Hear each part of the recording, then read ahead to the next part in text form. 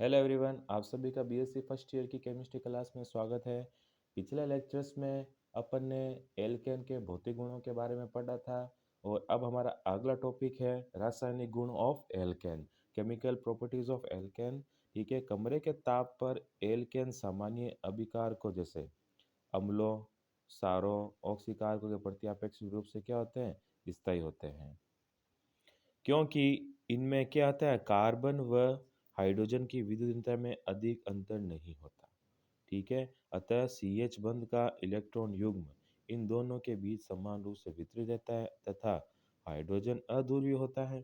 अतः सीसी बंध के पूर्ण रूप से अध्रुवीय होने से एल्केन ध्रुवीय अभिकारकों की उपस्थिति में अपरिवर्तित है, परंतु प्रबल दशाओं के अंतर्गत एल्केन निम्न अभिक्रिया प्रदर्शित करते हैं। अगर अपन नॉर्मल रूम टेम्परेचर की बात करें तो अब जो एल्केन है वो जैसे अम्ल है, क्षारों के प्रति क्या होते हैं, अपेक्षित रूप से स्थायी रहते हैं। क्यों? क्योंकि अगर अपन एल्केन के अंदर देखें, कार्बन और हाइड्रोजन CH है, ठीक है, इनकी दोनों की विद्युतीयता में क्या है, अंतर बहुत ही कम होता है। ठीक है, अंतर कम है, ठीक है, तो ये क्या होंगे, अध्रुवीय प्रकृति के होते हैं, जिसकी वजह से अगर अपन कार्बन कार्बन बंध के पूर्ण रूप से अध्रुवीय होने से एल्केन के ध्रुवीय अभिकारकों की उपस्थिति में क्या रहते हैं, ये अप्रभावित रहते हैं, मतलब को जो भी पोलर सॉल्वेंट है, ठीक है, अब अध्रुवीय नेचर होगा तो नॉन पोलर सॉल्वेंट से ये क्या रहेगा, अप्रभावित रहेगा। ठीक है, परंतु अगर प्रबल दशाओं में देखें, ठीक है, आइडियल कंडीशंस के देखें, तो क्या होगा, अंत एल्केन वो निम्न अभिक्रिया देते हैं। कौन कौन सी है, पहले देखते हैं अपन हेलोजिनेशंस के अंदर क्लोरीनीकरण की अभिक्रिया।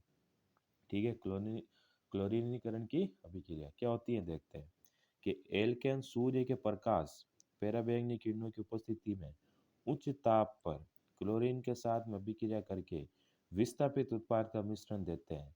मेथेन के क्लोरीनीकरण को अपन निम्न प्रकार से व्यक्त कर सकते हैं। ठीक है, अब ये क्या होगी, लाइट रिएक्शन होती है, मतलब एक तो सूर्य के प्रकाश में होती है या फिर अपन यूवी रे के प्रजेंस में की रिएक्शन करवा सकते हैं। कैसे, देखिए कि CH4 अगर Cl2 से रिएक्शन करता है किसके प्रेजेंस में, लाइट की प्रेजेंस में, HU के प्रेजेंस में। ठीक है, तो क्या होता है कि क्या बनता है, पहले तो मेथिल क्लोराइड। क्यों, इसमें अब दो Cl हैं, ठीक है, एक Cl क्या करेगा, इसके एक हाइड्रोजन को लेकर के HCl के रूप में यहाँ से रिमूव हो जाएगा। ठीक है, और दूसरा वाला Cl CH3 के साथ में जुड़ करके मेथिल क्लोराइड का फॉर्मेशन कर लेता है। नेक्स्ट रिएक्शन और आगे बढ़ती है, अगर अपन इसका वापस से क्लोरीनेशन करवाएं, ठीक है, तो सिमिलर रिएक्शन होती है, एक HCl का मॉलिक्यूल यहाँ से बाहर निकलेगा और क्या बनेगा, मेथिलीन क्लोराइड, मतलब CH2Cl2। वापस से अगर इसका क्लोरीनीकरण करवाएं, एक HCl का मॉलिक्यूल और बाहर निकलेगा और क्या बन गया, क्लोरोफॉर्म बन गया, CnCl3। वापस से अगर इसका क्लोरीनीकरण करवाएं, एक HCl का मॉलिक्यूल बाहर निकला और क्या बना, CCl4 अर्थात कार्बन टेट्रा क्लोराइड। तो हर स्टेप के अंदर एक क्लोरीन का मॉलिक्यूल है वो एल्केन के अंदर ऐड होता जाता है और एक हाइड्रोजन की कमी आती जाती है। इस अभिक्रिया में क्लोरीन को अधिकता में लिया जाता है, एक्सेस अमाउंट के अंदर क्लोरीन लेंगे, ठीक है, ताकि वो ज़्यादा से ज़्यादा रिएक्टिविटी शो कर सके एल्केन के साथ में। अगर अगर अपन लोअर अमाउंट के अंदर अगर क्लोरीन लेंगे तो जो कार्बन मतलब एल्केन के साथ में जो क्लोरीन की अभिक्रिया होने की जो दर होगी, रेट होगी, वो कम होती है। ठीक है, यदि इस अभिक्रिया में क्लोरीन को अधिकता में लिया जाता है तो कार्बन टेट्राक्लोराइड मुख्य उत्पाद में बनता है, जबकि मीथेन की अधिकता लेने पर मेथिल क्लोराइड मुख्य उत्पाद में बनता है। ठीक है, अगर अपन एक्सेस अमाउंट पहले स्टेप के अंदर अगर अपन बहुत ज़्यादा अमाउंट के अंदर क्लोरीन ले ली तो डायरेक्ट ही ये क्या बना लेगा, CCl4 बना लेगा। और फर्स्ट स्टेप के अंदर अगर अपन ने मेथेन को ज़्यादा अमाउंट में ले लिया तो पहला प्रोडक्ट क्या बनेगा, मेथिल क्लोराइड अर्थात CH3Cl बनेगा। ठीक है, इसकी मैकेनिज्म अगर अपन देखें, ठीक है, तो तीन स्टेप्स के अंदर होती है, ये पीरियडिकल रिएक्शन होती है। पहली बात तो ये पीरियडिकल रिएक्शन के अंदर पहला स्टेप होता है चेन इनिशिएशन, चेन प्रोपागेशन और चेन टर्मिनेशन, तीन स्टेप होते हैं। कि एल्केन का हेलोजनीकरण मुक्त मूलक श्रृंखला अभिक्रिया अपन ने पहले यूनिट के अंदर पढ़ी थी, पीरियडिकल चेन रिएक्शंस पढ़ी थी, उसके द्वारा होता है। इसमें कौन कौन से पद होते हैं, देखते हैं कि पहला पद है श्रृंखला आरंभ करने वाला पद, जिसे अपन क्या कहते हैं, चेन इनिशिएशन स्टेप्स कहते हैं।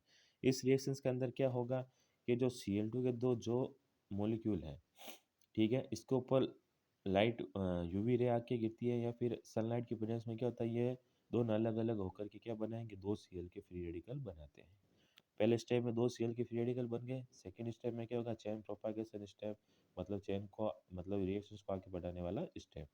इस स्टेप में क्या होता है कि इस पद में अत्यधिक सक्रिय क्लोरीन मुक्त मूलक मेथेन अणु के साथ अभिक्रिया करके हाइड्रोजन परमाणु निकाल देता है, ठीक है, जिससे मेथिल युग मुक्त मूलक का निर्माण होता है। ये मेथिल मुक्त मूलक क्लोरीन अणु के अन्य अणु पर प्रहार करके मेथिल क्लोराइड तथा क्लोरीन मुक्त मूलक का निर्माण करता है।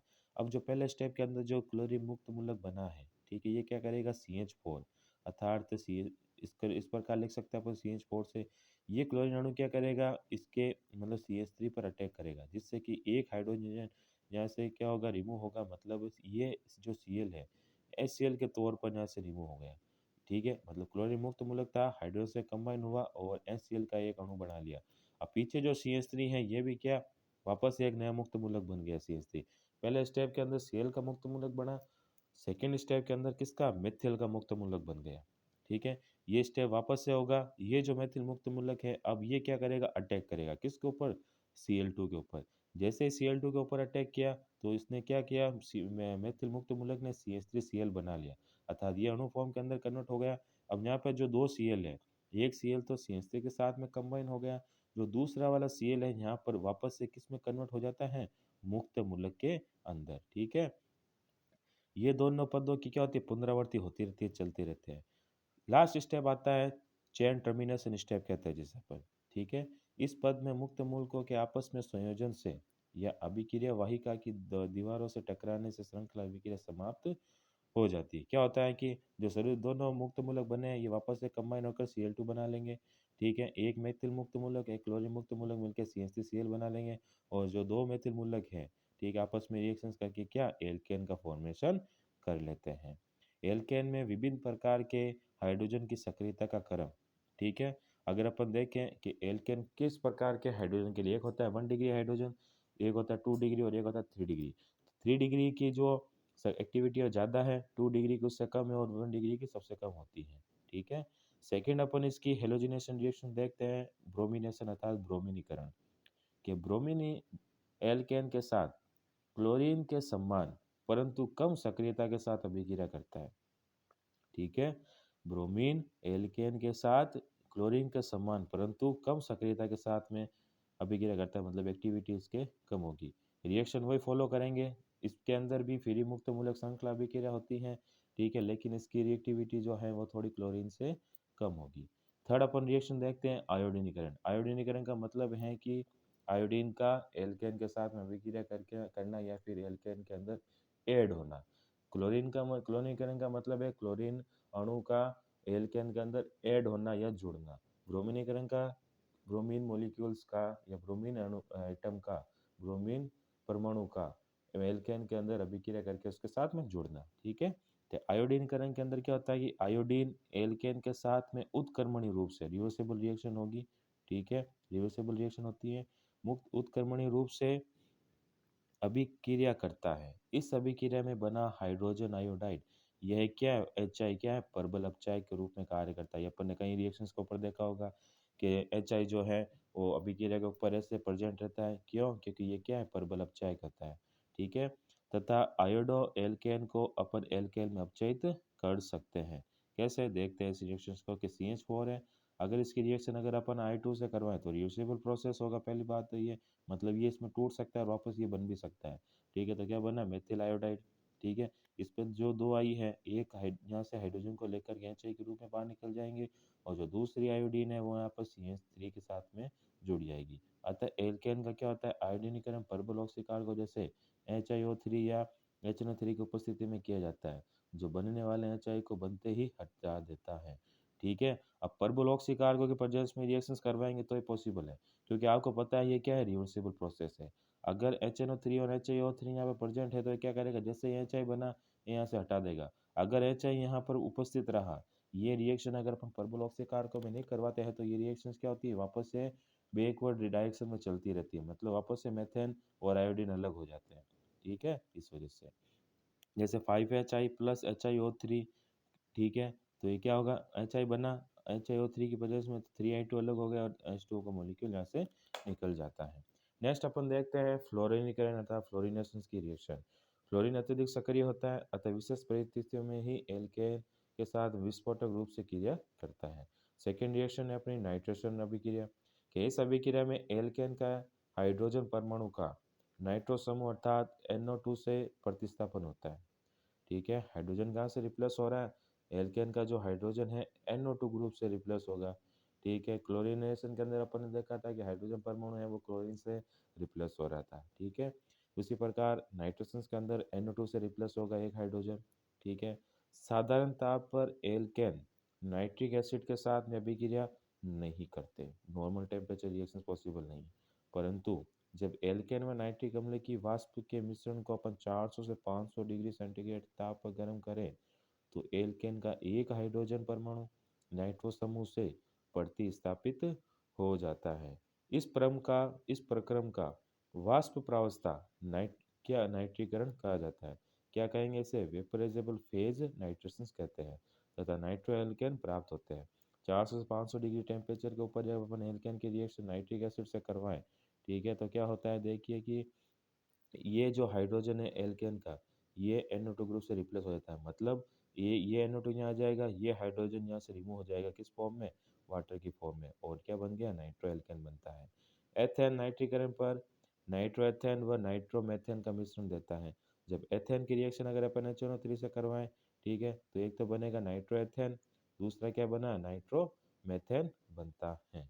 उच्चतर एल्केन जटिल मिश्रण देते हैं ये। ठीक है, इसी प्रकार जैसे कि CH3 CH2 CH3 है, प्रोपेन की रिएक्शन अगर अपन HNO3 से करवाएं तो इसके अंदर एक 1 नाइट्रोप्रोपेन बनता है, एक 2 नाइट्रोप्रोपेन बनता है और एक नाइट्रोएथेन बनता है और एक नाइट्रोमेथेन बनता है। मतलब जैसे जैसे एल्केन के अंदर नंबर ऑफ कार्बन बढ़ते जाते हैं तो वो उसके अंदर मिश्रण के अंदर प्रोडक्ट की संख्या भी और उसके डेरिवेटिव्स की संख्या भी बढ़ती जाती है। नेक्स्ट अपनी रिएक्शन है सल्फोनीकरण की अभिक्रिया कि जब एल्केन को लंबे समय तक सधूम H2SO4 के साथ गर्म किया जाता है तो एल्केन का हाइड्रोजन परमाणु क्या SO3H अर्थात सल्फोनिक समूह से प्रतिस्थापित हो जाता है। जिस प्रकार नाइट्रेशन के अंदर नाइट्रीकरण अभिक्रिया के अंदर जो एल्केन का हाइड्रोजन था वो किससे रिप्लेस हो रहा था? NO2 से। वो सल्फोनीकरण अर्थात सल्फोनेशन जो अभिक्रिया होगी उसके अंदर जो SO3H है, ठीक है, वो क्या करेगा? इस हाइड्रोजन को रिप्लेस कर देगा, मतलब वो इसके साथ में आकर के जुड़ जाता है। इसको अभिक्रिया को अपन क्या कहते हैं? सल्फोनीकरण अभिक्रिया या फिर सल्फोनेशन अभिक्रिया कहते हैं। इस अभिक्रिया को हम अपने अगले लेक्चर्स के अंदर कंटिन्यू करेंगे। Thank you so much.